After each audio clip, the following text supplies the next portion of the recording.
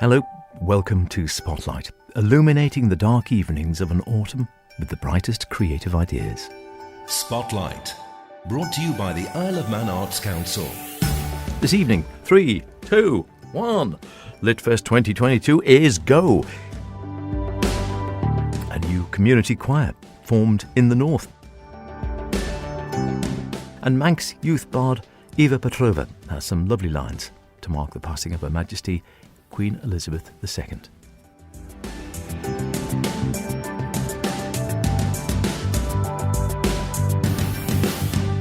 As always, do get in touch with any creative artistic endeavours you may be involved in, planning, hoping to create, or would really like to put in the spotlight. Yes, you get it. Be they poetic, visual, theatrical, musical, ceramics, literary, mime. Email spotlight@manxradio.com. Or, if you prefer, straight to me. They both go the same place, to be honest.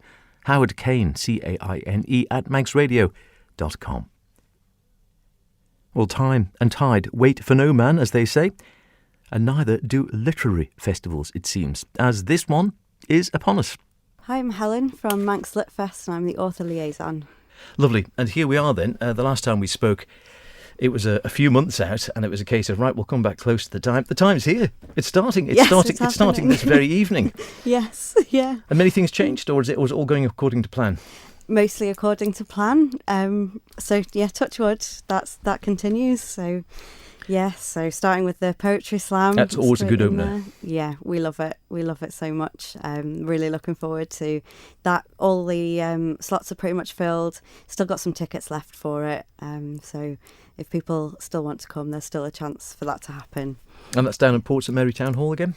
Yep, Port St Mary Town Hall at 8 o'clock. Usually goes on until about 10. Bring your own, which is always nice as well. And you can either still buy your tickets from our ticket source, or you can pay with card on the door.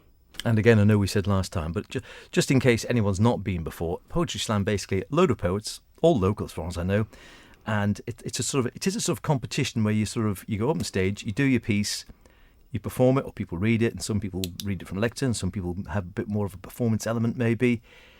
But the other thing is you've got 3 minutes. 3 minutes. Yeah, otherwise you start getting your points docked. And it's very strict this year, with some very, very strict people keeping an eye on it. Oh, Lord, that's it.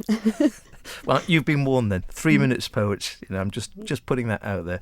So it's terrific fun, isn't it? And you get a real mix of stuff from, some really straight and serious, some really wild and wacky. Yes, yeah, the whole breadth of poetry, all under one roof, one night, all one after the other. It's a great, great evening. Terrific. A great opener to get going. And what's happening after that then? How do we go from there? How does it pan out?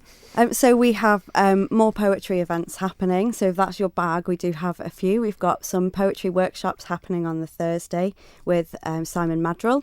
He's doing one about queer nature and one about poetry in place. Both of those workshops include lunch, which is always a bonus. And that's happening at Arty in Port Erin. Again, tickets still available for that. Then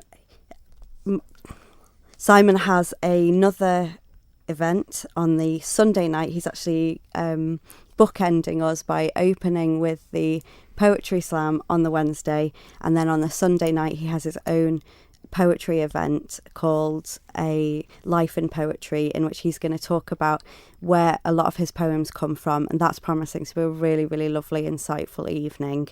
And then after that we've got the short story slam.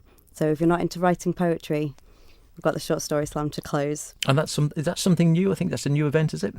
No, that's been running for a few years. It's not as long-standing as the poetry slam, but we wanted something for people who prefer to write prose. It's a bit more lenient than the poetry slam. We've got 6 minutes, right, so double the time. But if that's more your thing, writing and listening to short stories. But it is literally that. So it's self-penned stories on whatever topic is it, and then you then read the story out to the audience, to the judges, and you've got that time limit again. Yeah. And again, time, over means points deducted. But 6 minutes is quite a long time when you get up there. It is longer, but it sounds a long time, but I dare say if you're doing a story, it doesn't give you a lot of time to... Yes, yeah, probably just go a bit embellish. quicker when you're up better there. go a bit faster when you get there. Yeah. That's terrific. I keep thinking I hadn't heard that one before, but that has been around for a couple of years. Any other visiting authors or anyone coming across that people might know this time around? So if you're into horror, we've got Michelle Paver and Catriona Ward coming over. Michelle Paver, of course, the author of Dark Matter, in my opinion, the most perfect ghost story that has ever been written. Terrified me, got me out of my bed as I was reading it to go and check outside my window that there wasn't a horrible spectre lurking outside. And then if you're into more psychological horror, Catriona Ward's books Sundial and The Last House on Needless Street, both very, very good, well-respected authors. Catriona in particular caught the attention of Stephen King, who has praised her highly, and she will be talking about how she creates modern Gothic monsters, while Michelle will be concentrating more on the supernatural side of horror writing. Catriona's will be on the Friday evening at Aaron Hart Centre, and Michelle's event on the Saturday evening at St Cath's Church. So lovely and atmospheric in the actual church itself. And again, tickets still available for both of those events. So are most of the events around the south, or are they spread around the island this year, or how's it panning out? We've kept it south this year because we've got a slightly reduced number of people after the 2 years we've been off. So reduced number of volunteers, reduced number of authors, just trying to keep it sort of small while we get back into the swing of things. Because it has been a strange time for, well, anyone, I suppose, in the performing arts, when you've had literally 2 years with virtually nothing happening, or very, very limited amounts of stuff other than on the ubiquitous Zoom and virtual, which is terrific, but it's not quite the same as live, is it? No, absolutely not. And we're very lucky that we've got some really amazing people who are now able to come over, who we've planned to bring over for the past couple of years, and it's been delayed and delayed. We've got actually 2 people who are returning this year. So we've got Jamie Mollart, who writes sci-fi. He's written a book called Kings of a Dead World, and he'll be coming over to talk about that. That's an amazing book. The idea is that the Earth's resources are running out, and so the solution of the powers that be is to put everyone into a forced hibernation for 3 months, and then they're awake for a month, and then they're back into another hibernation on a rotation. I don't think I'd mind that, actually. Yes. But obviously some people aren't very happy with that, and they start to rebel. And our other returning illustrator is Martin Impey, who came over a few years ago. His books are incredible. He usually illustrates for books about World War I. He and Chris Riley have actually collaborated on a book called Where Once We Stood, which is about the moon landing. And the event for that, they're both doing it together. There'll be live drawings from Martin, while Chris, who is a filmmaker and producer, talks about the moon landing, the stories of the astronauts who stepped on the moon, something that some of us will never, ever I always fancied it. It's not going to happen. Imagine. And that's a completely family-friendly event. That's a free event as well. So if space is your thing, we've also got Chris Riley doing a solo event, Stories from Beyond Earth, where he talks about all the things he knows about space, which seems to be everything from what I gather. He produces a lot of documentaries about space. He's done work with Richard Hammond and James May when they've done various documentaries about space. I've seen one or two of those. He's absolutely incredible. He's so knowledgeable. Writes a couple of his own books as well. The Apollo Owner's Handbook. So people thinking, wouldn't mind getting along some of it, all of it, bits of the workshops. How do they find out more details and get involved? So you can go to our website, which is just www.manxlitfest.com. Tickets are available from TicketSource, which is www.ticketsource.co.uk/ManxLitFest. Or you can follow us on Facebook, where we put up a lot of the details of the events and links again to where the tickets can be found. You never know. But don't hang around, because it all kicks off this very evening. The Poetry Slam is on this evening. If you're very fast, you might be lucky and find there's still a ticket knocking around. But I know it's always a popular one. So don't hang about if you're going to get involved. And if you're at the Poetry Slam this evening, I might just see you there.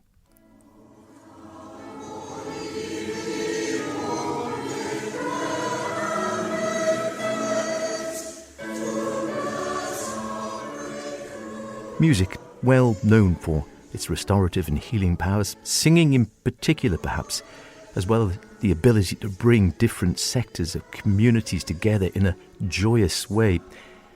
These are just some of the thoughts behind the creation of a new choir on the Isle of Man, the Northern Justice Choir. The ever joyful Louise Whiteleg dropped by to explain more to me.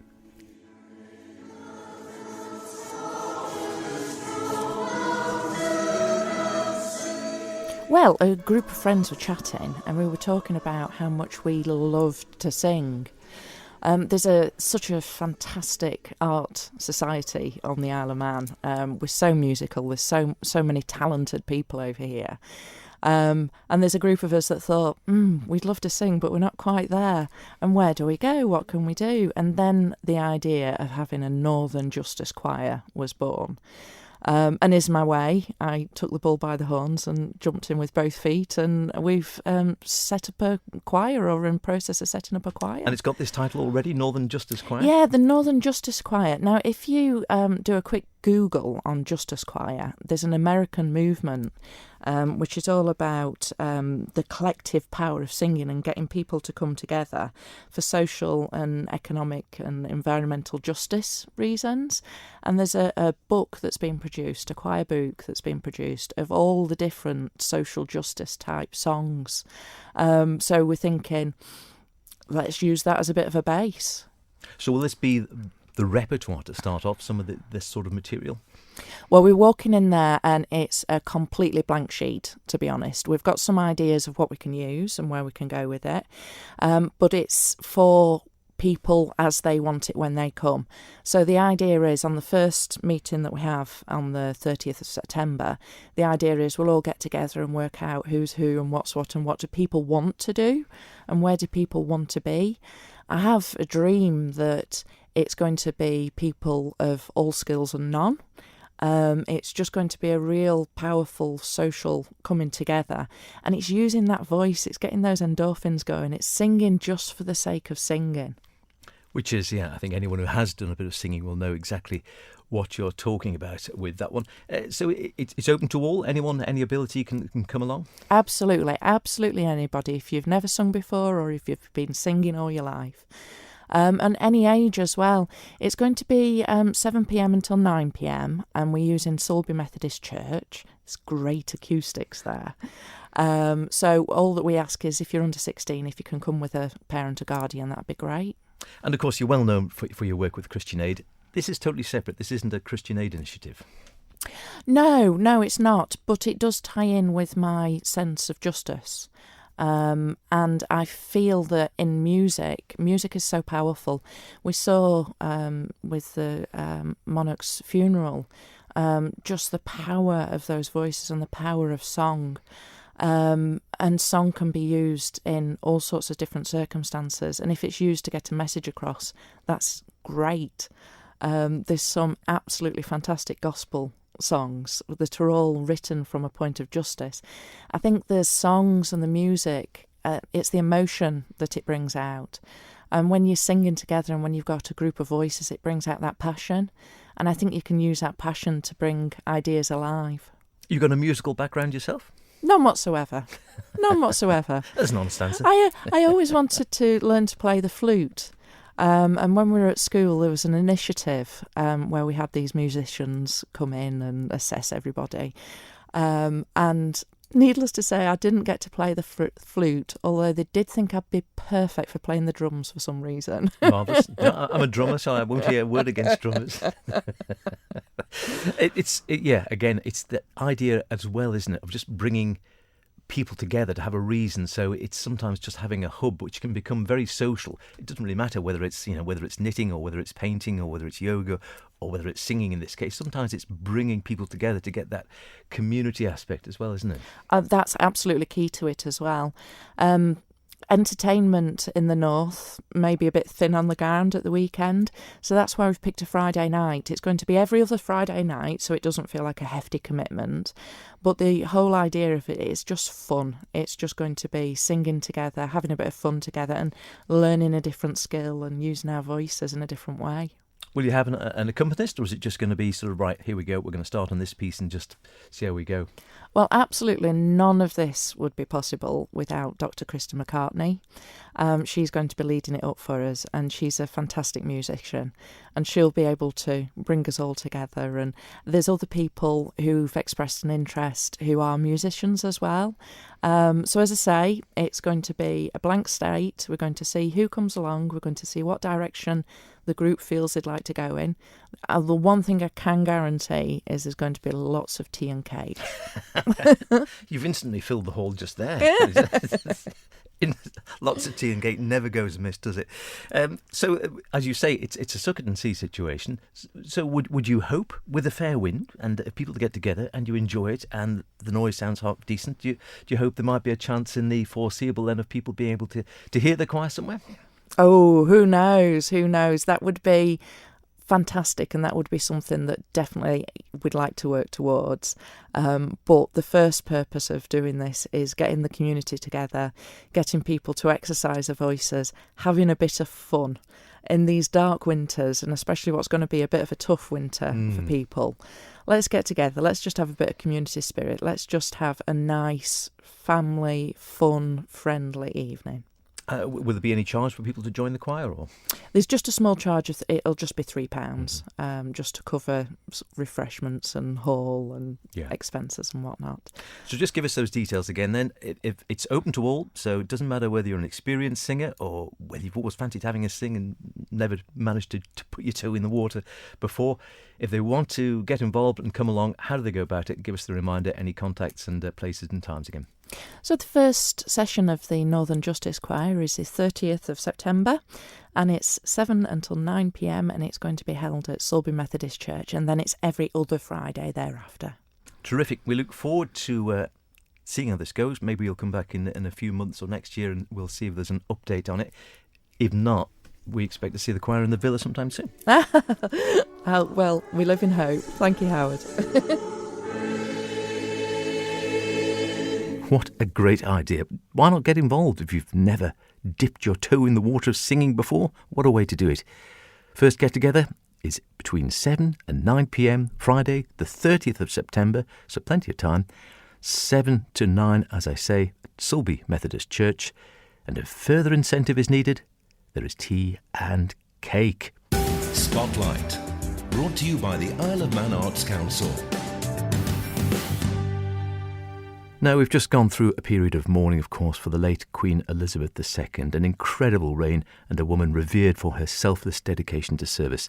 No doubt you'll have your own memories, have watched or listened to lots of the coverage of her funeral and committal, plenty here on Manx Radio.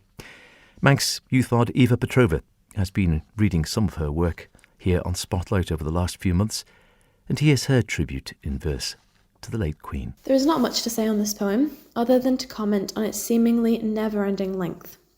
It is purposefully constructed in 16 stanzas of 6 lines each, altogether making 96 lines. 96 was the age of late Queen Elizabeth II. With the recent news of her passing, this poem is a tribute to her monumental reign and hopefully a reflection upon the past.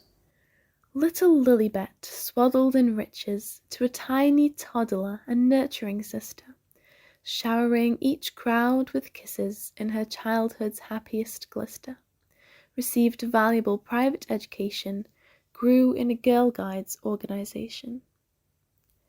In a time of lost hope and despair, sheltering from the rotten roots of war, radios blasted a gentle prayer to the children of families of before, broadcasting over the ravaged Britain the princess's hope carefully written. Marched in sync with British women to drive an ambulance from A to B, bandaged soldiers' wounds with linen, a mechanic for months until victory. When all ended, VE Day, 8th of May, mingled with people in a joyful array. Stepped high into 2 large shoes, up the steep road leading to the hill, of new days ahead she didn't choose, which were not even rightly hers to fill. From that moment, one February day, she paved her own winding way. New Queen, her Majesty's coronation, projected to millions all over the globe, arising times of international celebration, with religious anointing of the royal robe, holding the sceptre across atop the orb, state crown and laden with jewels to absorb. Lifelong devotion to the nation our home, promising to lead us all with compassion. Longest reigning monarch ever on throne, paving the way for the future with fashion. The only true guidance we've ever known, her legacy destined, rewritten in stone. A childhood motto to keep life long, I must not take the easy way out. In times of struggle she stayed strong. Truth came from her words, no doubt. In times of social and political change, always adapted no matter how strange. Through the toughest of times on throne, pandemics, assassins, scandals, them all, her courage never faltered its sure tone. Standing her firm ground, proud and tall, leading example, a role model to inspire, a glossy head on our coins to admire. Achieved many firsts in our joint history, made the first telephone call without cable, uncovered the secrets to internet mystery, sent the first email, the first tweeted label. As our technology expanded the webs, we learnt more and more of crazy celebs. 200 plus engagements rolled in of a day. All would be attended with utmost care. Little red box checked daily without delay. Letters, articles, and news to prepare for meetings with the heads of state, even in older age at such a steady rate. Snip of scissors as red ribbon fell away, opening glossy brand new infrastructure. March of parades as the bagpipes play, flags draped to posts to stand for culture. A new country, a new unique celebration, all in preparation for the future generation. When festive banners mark another year, rides horseback to the rhythm of royalty. On the Buckingham balcony she'd appear, waving to a soul never wavering in loyalty. Bronze, silver, gold, and platinum jubilees, 70 grand years of reigning opportunities. Oh, to have been at Tynwald in 1972, the crowd to have greeted their queen, to have shook her hand in silky sky blue, to witness her family on the scene, paraded to the cheers of Manx hosts, the clink of drink glasses to raise toasts. Travelled across horizons to every nation, visiting her people all corners of earth, touching many hearts, rippling sensation, in the Commonwealth since its own birth. Best travelled across all seas, all the skies, aiding charities, bringing a tear in her eyes. Westminster Abbey's bells echo Britain, the harmony of freedom from the war, melody of a wedding as vows are written, chime of coronation in extravagant decor, solemn sound of ends, but new beginnings, reborn to join a long family line's winnings. Flowers wreath a permanent crown to the peaceful haven of early dawn. The soil she reigned in her own town conceal her to Windsor Castle's lawn, that our Holy Father has best blessed, where Queen Elizabeth II is laid to rest. Lovely words, as ever, and a fitting tribute here on Spotlight. That's about it for this week. Don't forget, if you want to hear anything again, you can go to manxradio.com, download the Spotlight podcast, listen in your retirement, for some at least. Drop me a line with any artistic thoughts or ideas. Stay creative, and I'll see you next week. Cheerio.